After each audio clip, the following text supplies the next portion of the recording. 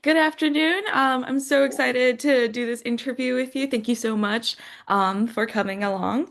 As a quick introduction, can you introduce yourself, what you do, how you're involved in both startups? I know you don't do as much quantum, but how you are slightly involved in quantum slash quantum adjacent.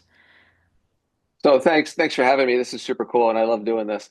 I'm Rob Cohen, and I am the program manager at MTech Ventures, and that's the program here at the University of Maryland that's focused on supporting startup companies as they embark on their entrepreneurial journey. We work very closely with the quantum team here at the university to ensure that we're all paddling in the same direction, and I view us all as one team, as one Maryland. So we work really closely together, and we support each other with anything these companies need that's not their technology. Awesome. And then what is your role in MTech?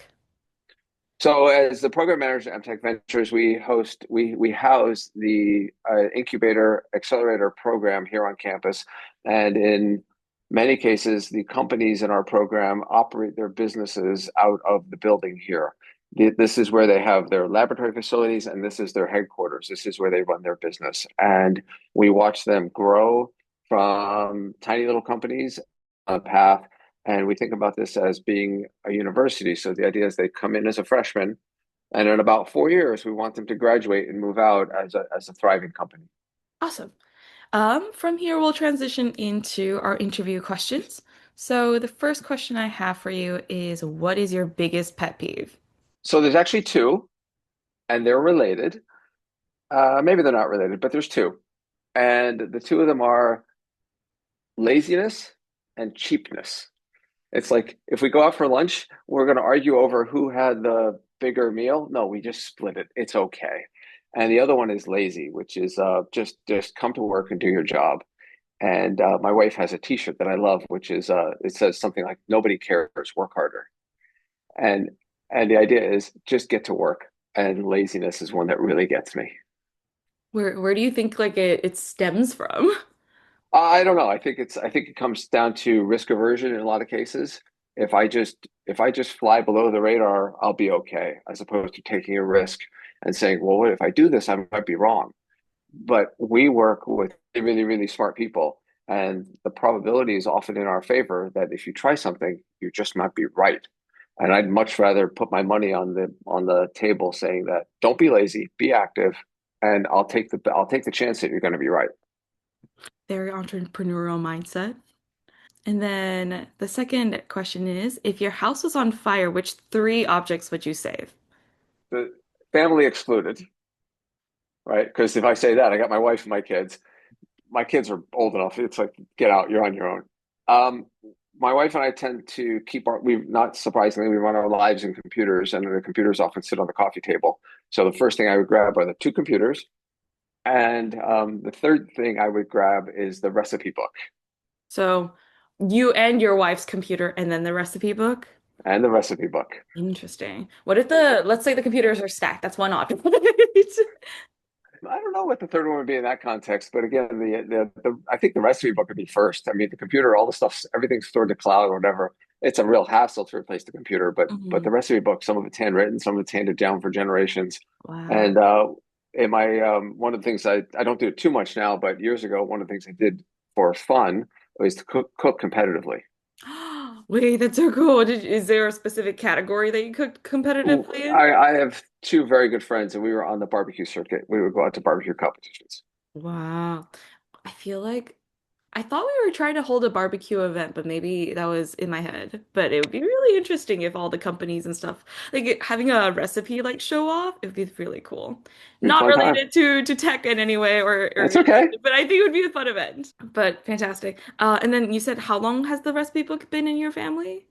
So the book is not that old. The book is, it's been since my wife and I have been married, which is that's a long time, but not that long. But the idea is there's pieces of paper in there that are recipes that have been handed down from my grandmother, from my wife's grandmother, stuff like that. And you don't want to lose those.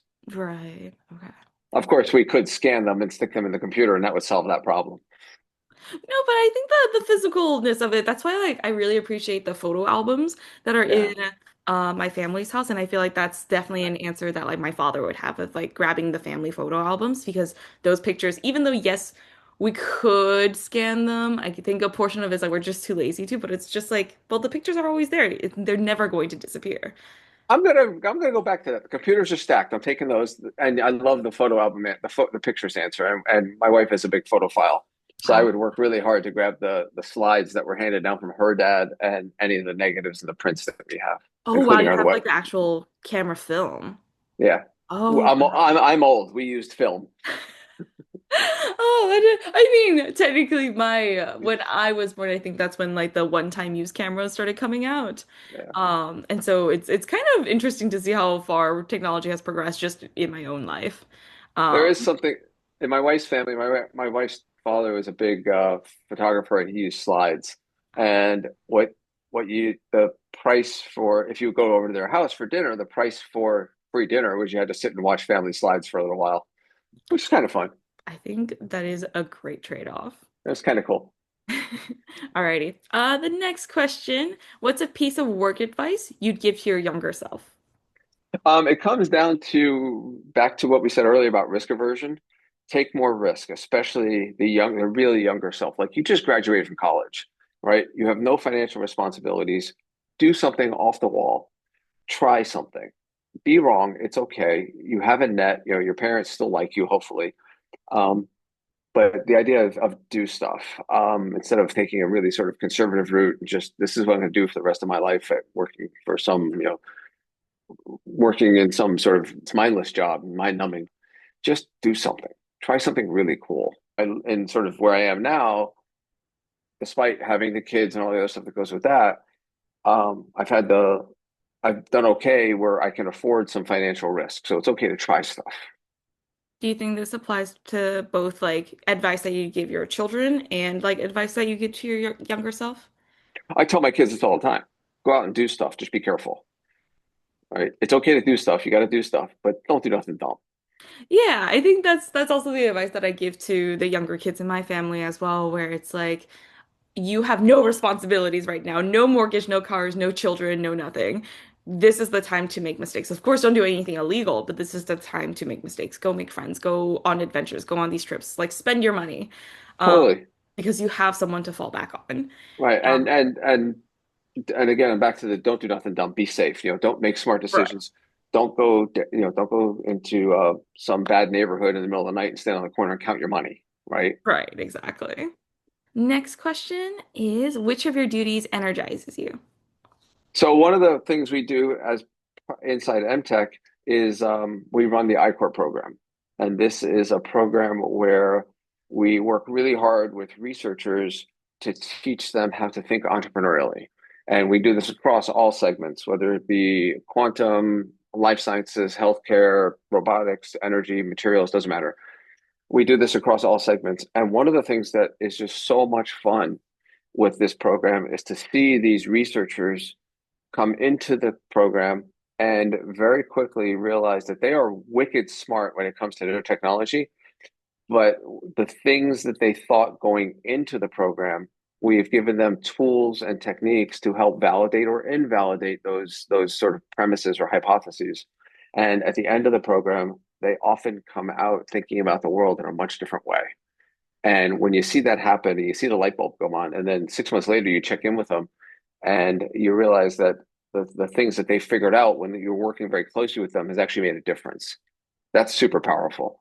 The other thing that I work that is really important is you got to do something that matters, and you got to do something that somebody at some point cares that you did it.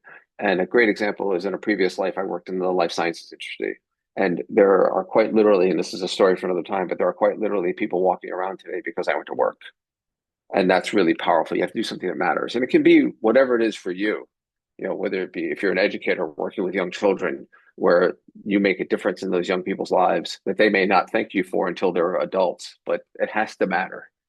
That is really good to hear because I think that's also my logic as well. Like, yes, you could go and do a job that earns you a ton of money and stuff, but will you have really been living life if you're stuck in a place that you like don't actually really feel energized to do? And so I Right. actually was an educator before coming to I do that. this current job, and I remember people were like, "Oh, that's such a weird jump that you went from a teacher to a program and business development coordinator. And I was like, oh yeah, no, I wanted to apply more of my like science background and then be able to go back into a teaching field. So when people go, so what do you do with your science degree? And I'm like, well, actually, I did all this cool stuff, and here's how everything ties back to education and improving other people's lives. And I think the fact that I'm in the quantum realm, which is trying to develop, we have so many companies at Quantum Startup Foundry that are doing things in like the life sciences realm, medicine development, or diagnostic tests.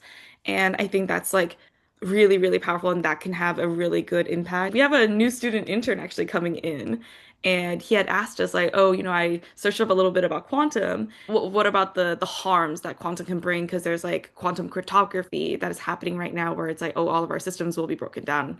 And I thought it was such an interesting question because there's that thing of there's always going to be bad people. There's always going to be people who use technology wrong, even in our current like AI boom as well. Yep. But we have to stay one step ahead, and to stay one step ahead, you have to invest in this kind of research because it's going to come no matter what. So we got to stay ahead of the curve. Right, and that phenomenon of bad actors has persisted for, thousands of years. And it's just, when cars became popular, my car was faster than yours, and I would rob banks and you couldn't catch me, right? Whatever. So it's been around for a long time. Yeah, absolutely. Sorry, I knew I deviated a little bit from That's all right. the original It's question. okay. Alrighty, our last question is, what would be the first thing you did if you won the lottery? Not tell anybody. Straight up. Maybe not even my wife. I joke about that. I would tell her. No, seriously, not tell anybody. The way I've thought about it, and is this came from an old boss of mine. There are three levels of rich. There's rich where I still have to work, but I can do whatever I want. There's rich where I don't have to work, but I still have to pay attention, right? I can't go buy an island in the Caribbean. And then there's rich where I just don't care, where you're bound only by legal, ethical, and moral. And me, Rob, you, Winnie, you, whoever's watching, you can define those numbers for yourselves. And they're out there. But the idea there is for me, if winning the lottery is I want to take the financial stress off the table for my family and me. And once I've without really changing our lifestyle, because we're pretty happy where we are. I don't really need an island in the Caribbean. But the point there is once that's achieved, the rest is extra. And let's fund a program to educate students. My wife's family was very active. My wife's family is an immigrant family, and they're very active in educating young women back in the country of origin. Let's fund programs there where they empower young women to be contributing members of society. Let's do things like that. And that becomes your job. You become a philanthropist, and that's kind of cool too. Do you think you would like show up to, because some, I think not all, but sometimes the lottery winnings, they like announce the people, they like take pictures and stuff. And I think there have been people who like show up in like masks, like full outfits so that no one can see who they are, not even like their race or anything. No, no identifiers. So I think, and I don't know if this is true or still true, but I think Maryland is one of the few lottery states that allows you to remain private. Ah, okay, that is good. That is good. That is good to know and keep in mind too, I guess. So I got the whole puzzle figured out with the lottery, except the one missing piece, which is the winning lottery ticket. I got the rest of it all figured out. Do you think you already have the number set for those three categories? For me, Yeah. yes, right. And I know I have a feel for what those numbers are, and it's moved around a bit as my kids have gotten older, and I don't have to worry about college anymore, or whatever, whatever. But for me, yes, those numbers exist. You can do the thought experiment too. No, yeah, I think I've done it for myself, which is why like my family also coming from an immigrant background, they have very high expectations about like you went to so and so college and therefore you should be earning so and so money. And I was like, I don't think you understand the like pressures and responsibilities that come with higher paying jobs. And so if I'm enjoying where I am at the pay rate that I am at, and I think it's a very livable wage, I don't need much more money and the financial stress that then comes along with that extra amount of money.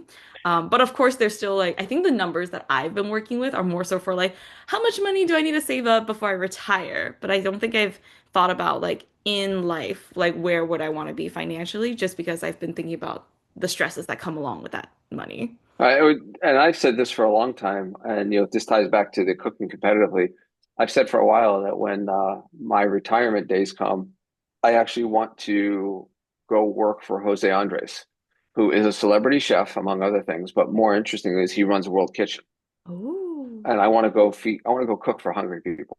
And more importantly, is I don't want to think. Right here's 40 pounds of onions. Chop onions today. I got you, boss. Right? No, I agree. I think also I really enjoy baking. Cooking is not as strong as of a skill set. I think it's adjacent. If it involves baking, really good at that. Nice.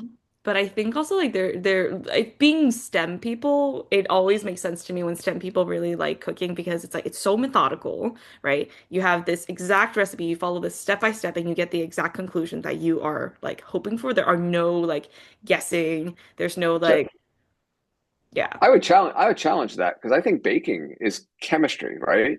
You got to Yeah. get the right amount of sugar and the right amount of this and the right amount of yeast and to get things to do the right thing. Where cooking, if you're off by a little bit of salt or a little bit of pepper, doesn't really matter. Yes, I think baking definitely is much more methodical, but it's the like in my head I'm like it's like a if you follow the step-by-step process, you'll get this exact product. It's the one thing in life that isn't like a I don't a wild card, like I don't know what the results are gonna be. It's like a no, I know what the results are probably going to be. Yeah, but there's a bazillion food authors out there and a bazillion cookbooks. Try stuff. Yes, there's still that too. And so I think I get comfortable with recipes, but every so often I will like throw in something new and I'm like, "Oh, that was great." Or like, "No, we're never doing that again. That was All awful." right, so you get to the point where you have prepared the dish correctly, and I don't like it. Mm, Versus I really screwed it up. I right. got the teaspoons and the tablespoons mixed up, right? Right, and those are different things. But anyone gets to the point where it's like I made it correctly. I just don't like it, and Hmm. that's okay, right? Versus yeah, I really screwed that up. Right. And I think that's definitely a separation as well that we Yeah, have. cool.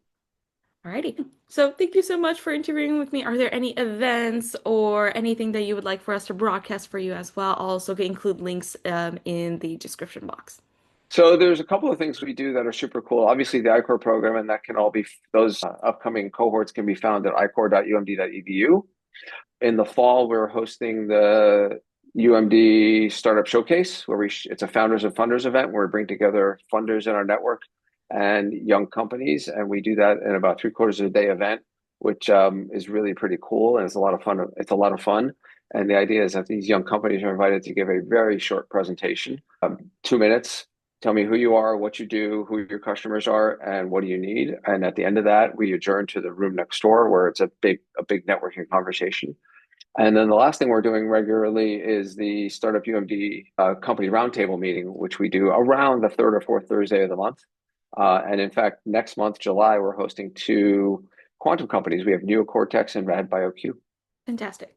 I'll include all those links there. Is there anything else that I missed that you feel like I should have asked you? I appreciate the I-Corps teaching.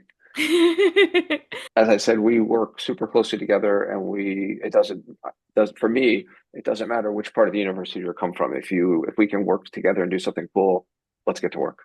Awesome. Thank you so, so much for this interview, and I hope you Of have a course. great rest of your day. I'll talk to you soon. Talk to you soon.